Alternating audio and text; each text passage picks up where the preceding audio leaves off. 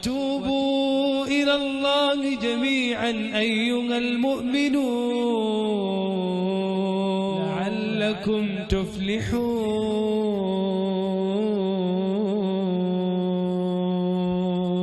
Judgment Day is something that Allah talks about in many places in the Quran, and usually when He talks about it, He talks about people that are heading towards Jannah, the believers, and people that are heading towards the hellfire, the disbelievers. But this passage in particular is unique because Allah, instead of comparing believers to disbelievers, He compares believers to hypocrites. Allahumma la taj'alna minhum, may Allah not make us from them. But Allah, instead of comparing those who have faith as opposed to those who have no faith, is actually comparing people who have faith as opposed to people who thought they have faith or pretended to have faith, or their faith was there but is of no value to Allah on the Day of Judgment. This is the munafiq. May Allah not make us from them.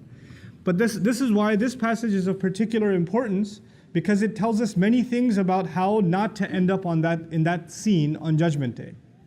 To summarize what's going on in this passage, Allah Azza wa Jalla says that on the Day of Judgment, believers, when they stand, the Prophet ﷺ will be able to see them. يَوْمَ تَرَى, meaning Ishara ila Rasul sallallahu alaihi wasallam. The messenger can see the entire ummah, al-mu'minina wal-mu'minat, believing men and women, يَسْعَى نُورُهُمْ بَيْنَ أَيْدِيهِمْ وَبِأَيْمَانِهِمْ. Their light is going to be coming out from right in front of them and from their right. What that means is, we have light coming from our hearts, from our chests, and we have lights coming out of our hands. Why is that important? Because your iman and my iman, if it's sincere, if my faith is sincere to Allah, and my belief was strong, it actually turns into light on Judgment Day. And that faith made me act in a certain way. Those actions that I took turn into light on Judgment Day, the actions of my hand.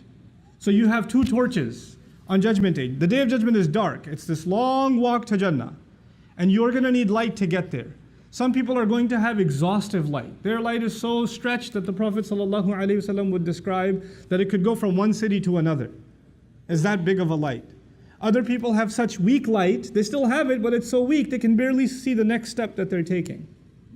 So there are people with different capacities of light, and they are now making their way, and Allah is congratulating them because they at least have light, as opposed to people who have no light. They don't have any chance of getting to Jannah. They can't see a path. And so Allah says, "Bushrakumul yawm jannatun tajri min tahtiha al-anhar, khalidina fiha." Congratulations to all of you of gardens at the bottoms of which rivers are flowing. It's right ahead of you. Keep walking, keep going, keep going. But then in the next ayah, Allah describes a group of people that also get up on Judgment Day, and they notice they have no light and they're in the middle of the dark. And they see far ahead and they see, if you can imagine this scene, there's complete pitch black darkness, and there's a group of people that seem to have some torches with them. You don't even see them, you just see some lights flickering. So you realize, I better catch up with them because those lights are getting dimmer.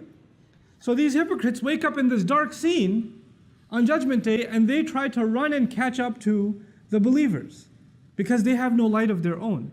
They wake up and they're in shock that they have nothing that can aid them. So يَوْمَ يَقُولُ الْمُنَافِقُونَ وَالْمُنَافِقَاتِ لِلَّذِينَ آمَنُوا انظُرُونَا نَقْتَبِسْ مِن نُورِكُمْ. The day on which hypocritical men and women are going to say to those who've believed, wait for us, hold on, look back towards us. We could get some of your light. نَقْتَبِسْ مِن نُورِكُمْ. Iqtibas literally means, in old days you had these torches with fires on top, and you can take your wood and you can kind of light up your own torch. So they figure we can go borrow some of your light. It won't take anything away from yours. Hold on a second, help us out here. And then a voice is heard, قِيلَ إِرْجِعُوا وَرَاءَكُمْ. Go back behind yourselves. Go turn back. فَالْتَمِسُوا نُورًا. Find some light. We're not going to help. The Day of Judgment is the day on which a mother doesn't care about her child. The day on which, father and son and brother and sister, this is all these relationships, تَقَطَّعَتْ بِهِمُ الْأَسْبَابِ. All relationships are cut. So who's going to care about who? I just need to get to my Jannah, mind your own business. I'm not even turning back. Go back and find some light yourself. And the idea of going back actually is sarcasm also. Go back to this world. Because on Judgment Day, if you don't come on Judgment Day with light, you can't get any. The only way to gain that light was in this world. فَالْتَمِسُوا نُورًا. So now they still try to catch up because they don't want to hear it, right? So they're still trying to catch up. And as they get closer and closer to the believers, فَضُرِبَ بَيْنَهُمْ بِسُورٍ لَهُ بَابٍ. A massive, gigantic wall is dropped between them. which happens to have a door. And the door, inshallah, maybe some other time we'll talk about. But Allah says a massive giant wall is dropped between these two groups. So even if they were going to try to catch up, now they can't. As the wall is dropped, Allah says, بَاطِنُهُ فِيهِ الرَّحْمَةِ. The side they can no longer see, the hidden side of it, that's got mercy and love and care in it. وَظَاهِرُهُ مِنْ قِبَلِهِ الْعَذَابِ. And right behind it, approaching them is punishment. So not only were they in the dark, now there's a massive wall, you got nowhere to go, and when you look back, there's punishment coming at you. They're about to be crushed. So these hypocrites, may Allah not make us from them, become desperate. So they call out, and they say, أَلَمْ نَكُمْ مَعَكُمْ. Didn't we used to be with you? Weren't we with you? So they're asking for the people of the other side. Apparently, the door can be opened from the other side. Open up, guys, come on. We used to be with you. And so a desperate call is made. This is important before we go any further. This is actually the reason I chose these ayat for today's khutbah. This wording, أَلَمْ نَكُمْ مَعَكُمْ. Weren't we with you? The idea is that these people on Judgment Day that are standing on the wrong side of the wall, that are in desperate situation, that have no light of themselves, actually assumed that they belonged among the believing community. They were very confident about that. So much so that they're citing it even on Judgment Day. We used to be among you. We prayed with you, we did business with you, we were friends with you, we were family with you, we were cousins with you. We went to the same college, university. We're all the same, guys. How are we separated today? Why is this separation happening today? And from the other side, this time, now that they feel safe, once the wall is dropped, not only do these people get overly terrified, the people on the other side feel far more secure, so they're not in a rush anymore, because now it's totally safe. So now they take their time and actually answer them and say, well, here's why you're not with us today. Here's why you're not with us today. The first thing the people of heaven told them was you have to go get some of your own light. فَالْتَمِسُوا نُورًا. Find some light on your own. Go back and get it. Apparently you don't have any light. And then they're in shock. We used to be with you. We should have had light just like you have light. So now the people of Jannah are going to describe how these people who used to have light, they used to have faith. How did they lose it? How did they end up bankrupt on Judgment Day? And this ayah is particularly profound because then it will give us an insight into how does someone lose their iman. How does someone end up taking the most priceless treasure that they can have in this life, our faith, and end up squandering it and losing it. It doesn't happen overnight. You don't just lose your iman. It's a process. And that process has been described in these timeless words. Bala, of course you used to be with us. وَلَكِنَّكُمْ فَتَنْتُمْ أَنفُسَكُمْ.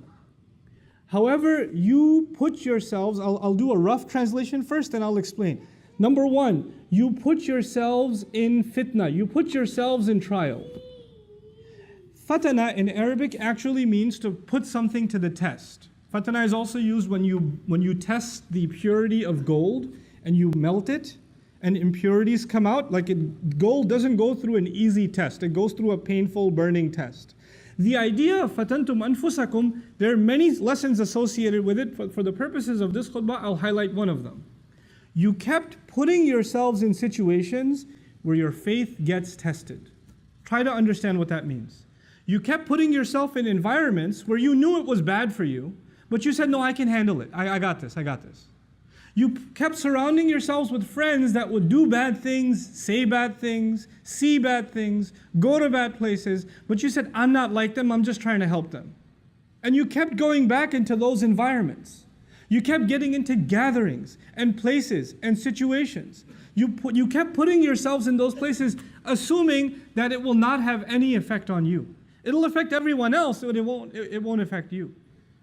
The first step wasn't that these people just became disbelievers. It was actually bad company. They put themselves in questionable circumstances. And they assume that it's not going to have an effect. When you are, I'll give you a silly example, but it'll get the point across. If people do a lot of cooking at home, especially if you're a Desi household, you do a lot of cooking at home, the home smells like a lot of masala. But if you live there, you don't smell it. When somebody else walks in, especially if an Arab walks into your house, They feel like they're in some contaminated zone. It hits them really hard. But a couple of hours later, they're like, oh, it's just oxygen now. You understand? When you first put yourself in a bad environment, you might feel it. You might feel, this isn't good. This is going to mess me up. I don't think I should be here. Your heart will feel uncomfortable. But if you keep putting yourself in that situation over and over and over and over again, guess what? It doesn't bother you anymore. Somebody who smells, stands next to a smoker for the first time is coughing and their eyes are burning. But if they start smoking themselves a year later, that just becomes their oxygen. They can't even breathe normally without smoking. It changes them altogether. The first problem was you surrounded yourselves in a bad environment. فَتَنْتُمْ أَنفُسَكُمْ. What was the second problem? The second problem was وَتَرَبَّصْتُمْ. You kept procrastinating. Now what does that mean? That means you realized it's bad, and you also realized in your own conscience, I should change, but you told yourself, I'll change pretty soon, inshallah. I'm going to change. I know I have to change. I know this is bad. Just one more week, and I'm going to be a different person. Man, just this semester, I got these messed up friends right now, and I can't really make them upset, so I'm going to keep hanging out with them. But next semester, I'm totally doing a different schedule. I'm not going to be around these guys anymore. But let me ride out this semester. Just this one more month I'm doing this, just this one more weekend, just this one or two more party, just one or two more drinks. That you keep telling yourself just a little bit more, little bit more, little bit more. And then people tell, my favorite one, Ramadan is right around the corner. It's just 10 more months, 11 more months, Once Ramadan comes, man, I'll be totally different. And I plan to go to Hajj. Once I go to Hajj, you watch, I'm going to be a different person. But until then, just make dua for me. Tarabbastum. You didn't want to make a change today, right now. You assumed, not only are you putting yourselves in a bad environment, you're not ready to make a transformation right now. It's too much for you to be asked. You'd rather just stick it out. You'd rather just enjoy a little bit more. This is what tarabbastum. But you know what? And you assumed, by the way, this also has an assumption. The first assumption was it doesn't affect you. It doesn't have an impact on you, but it does. Something really bad becomes normal to you over time. You get desensitized. What is the effect of tarabbus, of holding off and holding off and holding off? Actually, you assume that you can put the brakes on at any time. And you can walk away from all of it whenever you want. I'm not addicted. I don't need this. I'm not hooked on it. I could just walk away whenever I feel like. The truth of it is, that's not the case. The longer you stay, the more addicted you become, and the more impossible you feel, it's impossible for you to get out of it. You're completely immersed. You're completely drowned. And you don't even know anymore what it is to be outside of this environment. And then you start telling yourself, it's too late for me. And when that happens, a guilt sets in. The guilt sets in that I'm pretty messed up. Man, I've been doing sins. I've been in this bad environment. I should have made tawbah a long time ago, but it's too late for me. And nobody likes to feel bad. Nobody likes to feel guilty. And then shaitan comes and says, why do you feel guilty? You don't have to feel guilty. The only thing that's making you feel guilty is this Islam thing. Islam says this is haram and that's a sin and that's a sin and you can't do this and you can't say that and you can't go there. Islam keeps making you feel bad, man. I want you to feel good. How true is Islam anyway? And now the thoughts start running in this person's mind, a man or a woman. Why am I even following Islam? It seems like it just wants me not to be happy. I just want to live my life, man. I just want to be free. I just want to be able to do what I want. I just want to be able to hang out with my friends. I'm not so sure about the Quran anyway. How do we even know there is a God? How do we even know? What's this hadith business? I mean, how do we even know it's authentic? And so you have this young man or woman, this Zainab, this Ali, this Fatima, this Abdullah, this Kareem, these beautiful names, and now they're starting to ask questions about, I'm not so sure about this Islam. I don't know. I have doubts. I have serious doubts. And these are not PhDs in philosophy, nor do they have exhaustive education in Islamic history where they studied it and they started developing doubts. No. They were in a bad environment. They didn't change themselves. That is the process. I've talked to hundreds of these people that literally live this ayah. They live this ayah. And then they get to a point where they have doubts. But their doubts have nothing to do with logic or reason. As a matter of fact, when you answer one doubt, they go to the next doubt. When you answer that one, they go to the next one. When you answer that one, you go to the next one. Then you say, hold on a second. So how long ago did you start ending up in questionable kinds of company, and then the truth starts coming out. وَارْتَبْتُمْ. The very next words are, you fell into doubt. You started doubting. You know what doubt will do? It'll let you off the hook. You'll be able to say to yourself, well, it's not really absolutely the truth anyway, so I shouldn't feel bad that I don't follow it. I shouldn't feel bad. And now once those doubts settle in, and you hide behind those doubts, and continue to justify your life of procrastination and putting yourself in fitna, once you get to that point, then two things are taken away from you. The desire for Jannah is taken away. The desire for making Allah happy is taken away. The desire to have that light that will make you run and get to that destination, you don't even have that in this world. The person who desires to seek that success with Allah, Allah will give them that in this world. But that desire is gone now. You have doubts about it. And the fear of hell is gone. Those two things are gone. Your fears are gone, and your hopes and aspirations in Allah and the akhirah are gone. The afterlife is nothing to you. The afterlife means nothing. If somebody even brings up heaven and hell, it's a joke to you.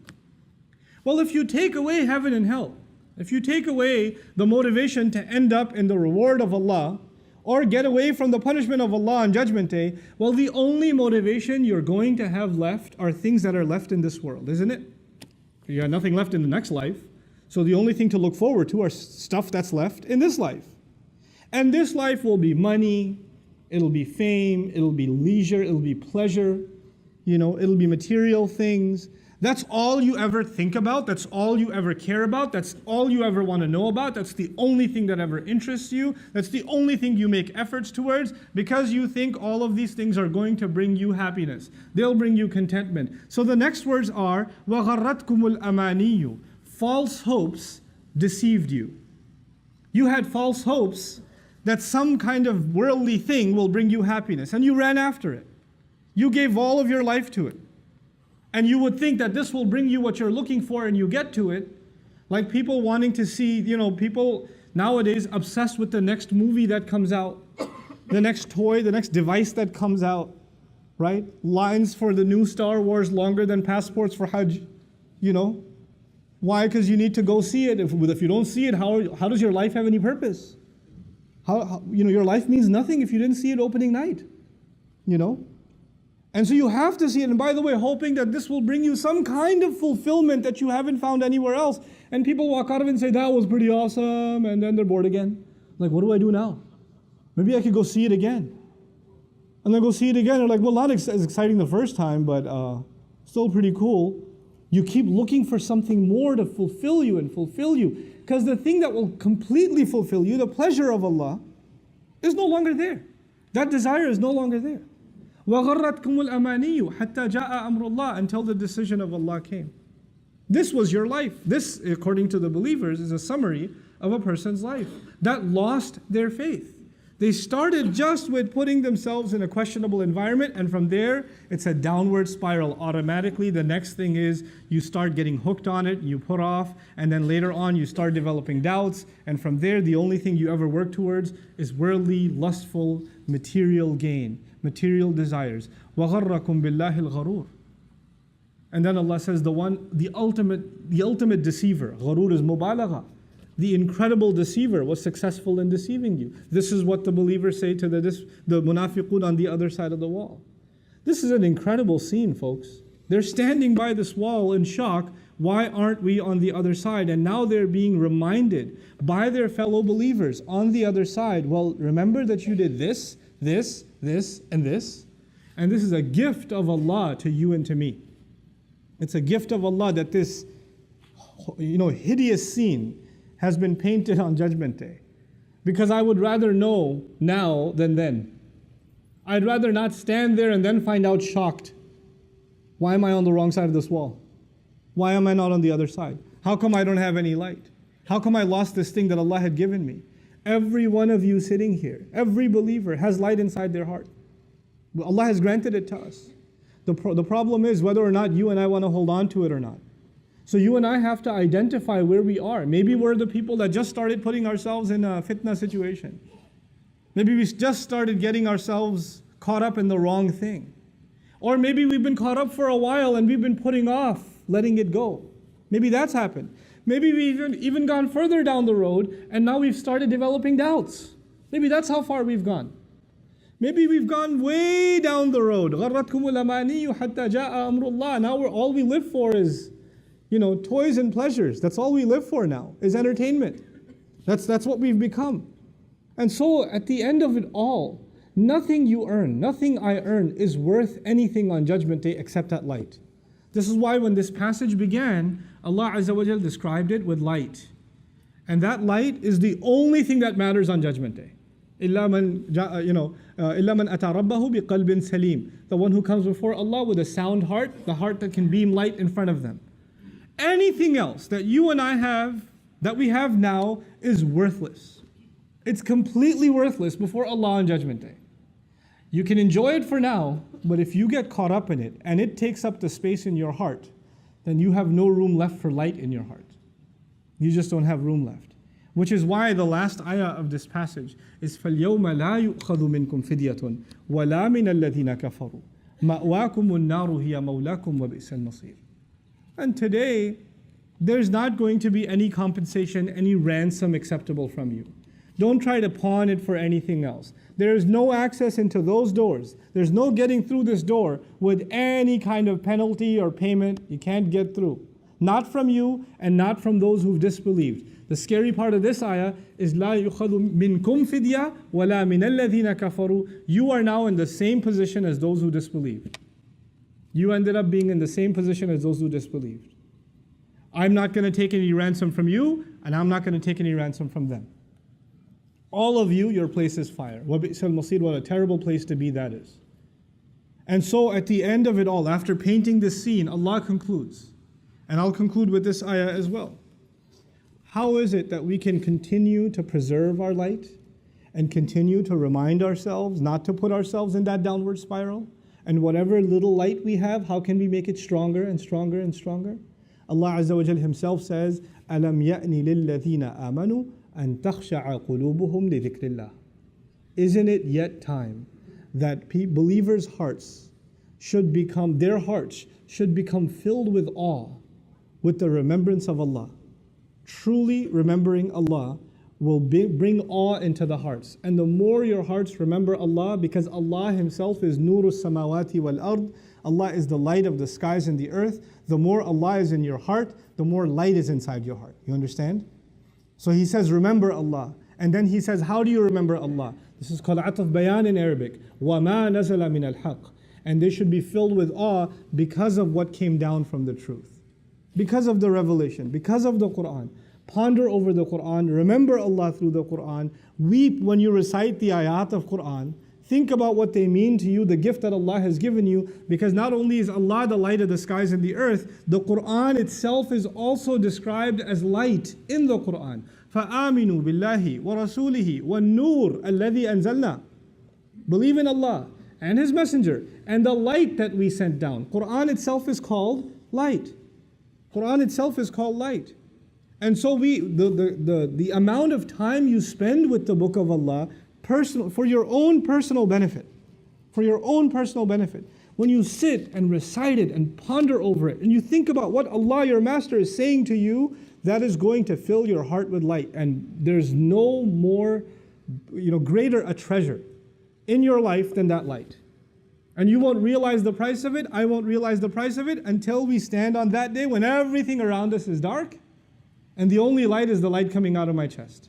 And the only light coming out of my hands. That's when we'll realize. وَلَا يَكُونُوا كَالَّذِينَ أُوتُوا الْكِتَابَ مِنْ قَبْلِ فَطَالَ عَلَيْهِمُ الْأَمَدُ فَقَسَتْ قُلُوبُهُمْ وَكَثِيرٌ مِّنْهُمْ فَاسِقُونَ. They shouldn't become like people who came a long time before them, who were given the book a long time before them. And a long period passed, and their hearts became hard. They had the book, but they didn't value it. It's possible, Allah says, that a nation will have a book. They will have the book of Allah. There were nations before us who had a book too. They had Tawrat, they had Injil. They had Suhuf Ibrahim and Musa. They had. But they didn't benefit from them. لَمْ يَنْتَفِعُوا مِنْهَا. They didn't benefit from those books. They didn't use those books to fill their hearts with light. Maybe they used those books for the wrong reasons. Maybe they reduced those books to just ceremonial occasions. They just enjoyed reciting it sometime every once in a while. That's all it became to them. Or maybe at some wedding gathering they can play some Quran and that's all Quran became. But Quran was not there to soften their hearts anymore. And this is the tragedy of history. People did not benefit from the word of Allah that came to soften hearts, preparing humanity for standing before Allah on Judgment Day. That's our responsibility now. That's on you and that's on me. This is why وَلَا يَكُونُوا كَالَّذِينَ أُوتُوا الْكِتَابَ مِنْ قَبْلِ فَطَالَ عَلَيْهِمُ الْأَمَدُ فَقَسَتْ قُلُوبُهُم. So their hearts became hard. Their hearts became hard. When the heart becomes hard, there's no light inside left. It's not going to give you anything on Judgment. وَكَثِيرٌ مِّنْهُمْ فَاسِقُونَ. Most of them are corrupt. Many of them are corrupt. Allah Azza wa Jal is now in these few ayat painting one of the most important realities, depicting one of the most important realities in the life of a believer. The iman you and I have is not something we can hold on to. This light that we have been given is not something that's guaranteed. It's not. Just because you have it now and you feel secure, if somebody says salam to you, means they're Muslim, you say wa alaykum salam wa rahmatullahi wa barakatuh. They're both Muslims, they're believers to each other. We assume that we all have the light of faith inside our hearts. But according to these ayat, some people will stand up on Judgment Day and be shocked. I thought I was with you, and you're not. So we better realize that it's not automatic. It's not guaranteed. It's something you personally will have to make efforts for. I personally will have to make efforts for, and your iman will not help me, and my iman will not help you on Judgment Day. We're all going to be caring about ourselves, our own light. Irji'u wara'akum faltamisu nura. Go back, find your own light. And right now we can cooperate with each other. And right now we can strengthen each other's iman. But on that day, there's not going to be any help. May Allah Azza wa Jal make us of those who preserve the light in our hearts. May Allah Azza wa Jal make us of those who are not on the wrong side of that wall. Protect us and our families and our loved ones from nifaq. May Allah keep our hearts from becoming hard. And may Allah Azza wa Jal make us of those who continually internalize the word of Allah, allowing our hearts to soften and to be filled with light. Allahu, Allahu, Allahu, Allah. Allahu, Allahu, Allahu, Allah. Allahu, Allahu, Allahu, Allah. Allah.